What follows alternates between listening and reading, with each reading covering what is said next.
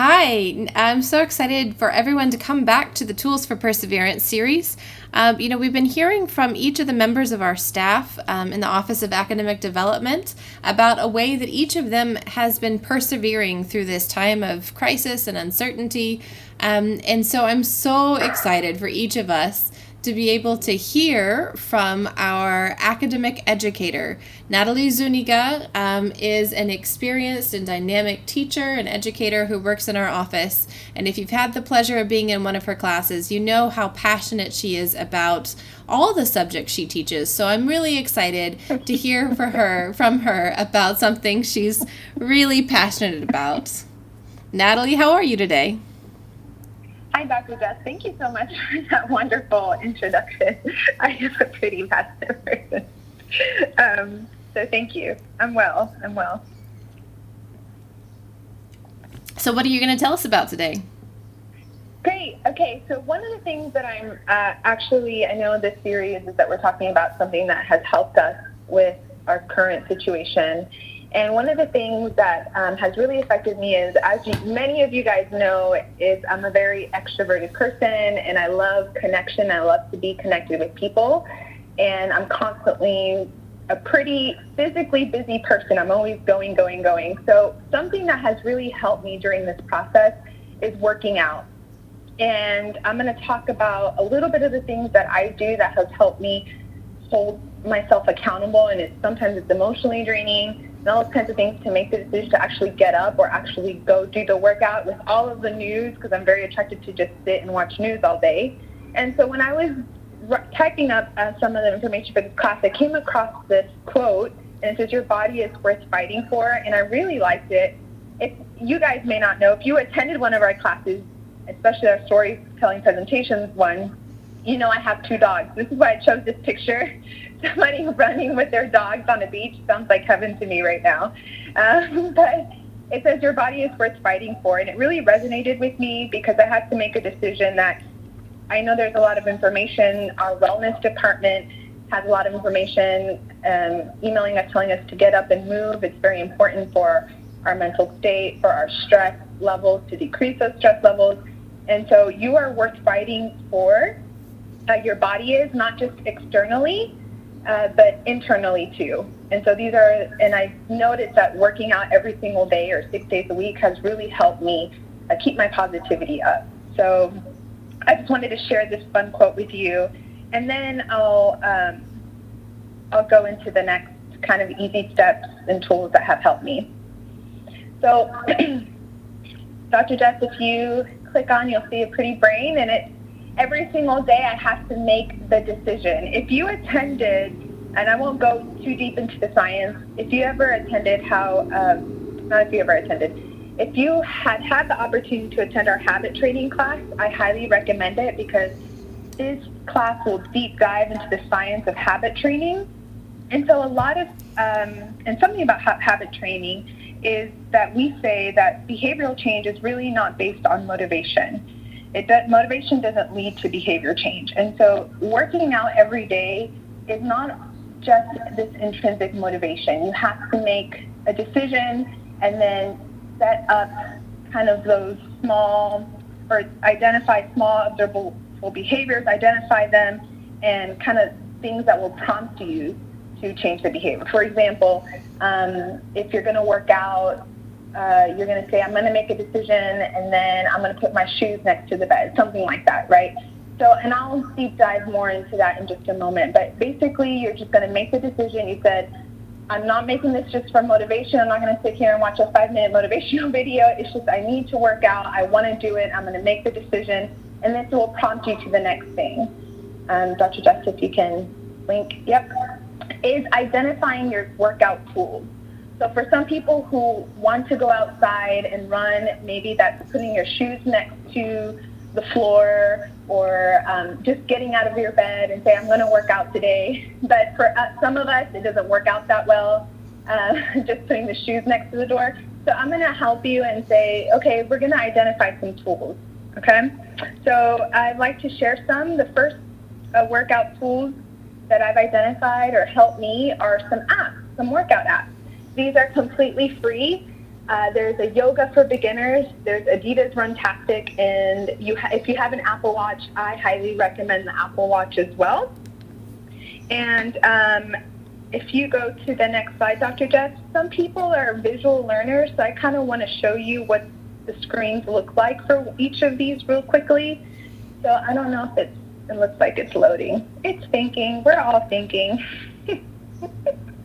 Okay, so I don't know if it's a yoga one. The yoga's coming. Oh, there it is. It's coming. There it is. Okay. So if you just click on it, Dr. Jess, it should start. I can kind of show you as I'm talking through it. Great. All right. So I've organized my app, and it is thinking. There it goes. Okay.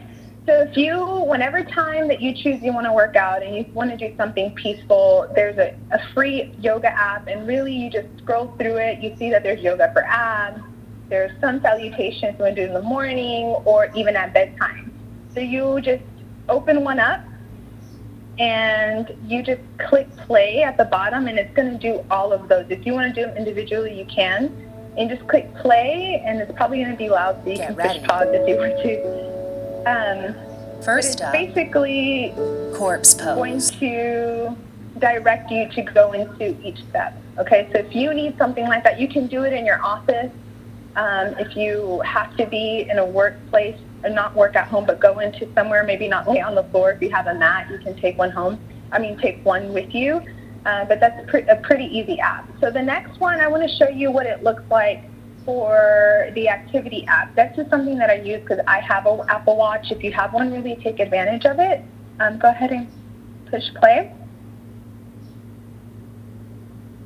Great.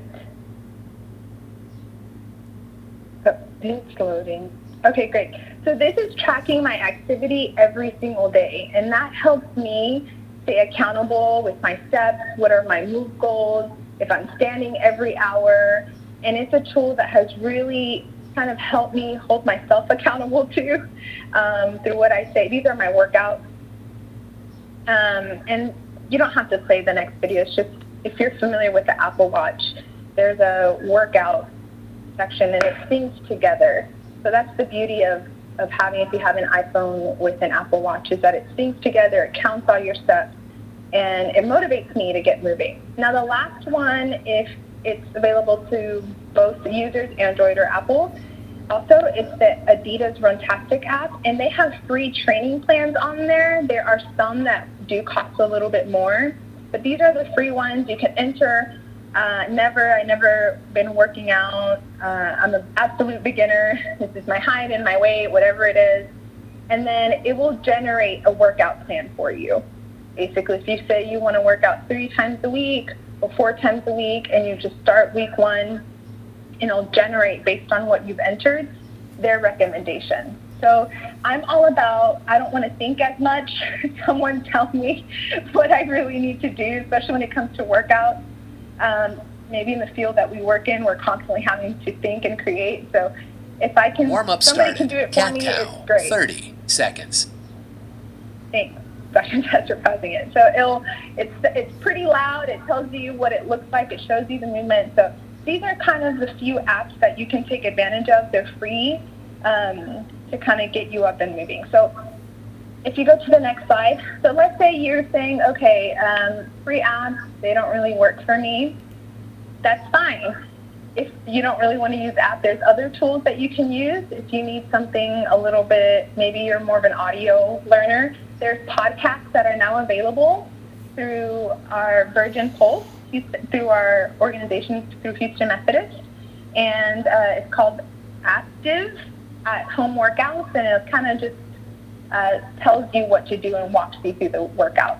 These are the websites that I like to use.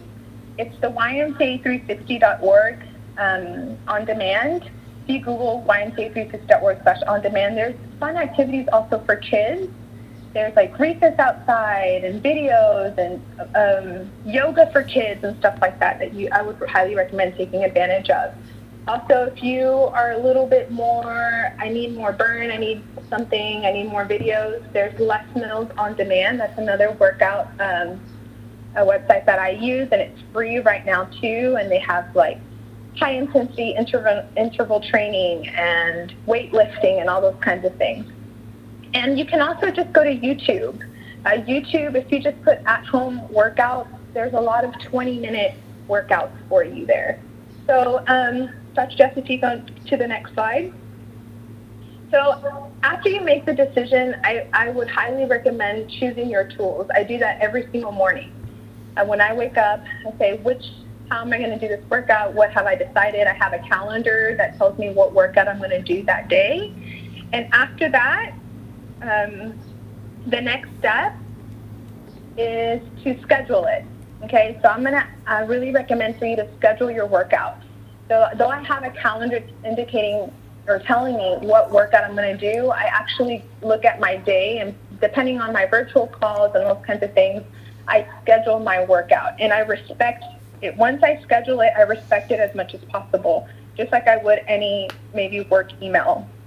So I have it set where there's a reminder, or kind of like when we have Outlook calendar reminders, it goes out 10 minutes, it prompts me to get ready to go put my shoes on, all those kinds of things. And one of the things I highly recommend for you to treat it as much as important, like if it was a meeting, it's because I really believe you are worth it, and you can't purchase your health. That's one of the things you can't buy. You can't buy your health. And so, so that's kind of, I won't get into my soapbox about that, but really you're worth it, so schedule your workout and respect it if you can. And then the next step is, all you have to do, because I know it can maybe sound like a task, is just think about all I have to do is move 15 to 30 minutes.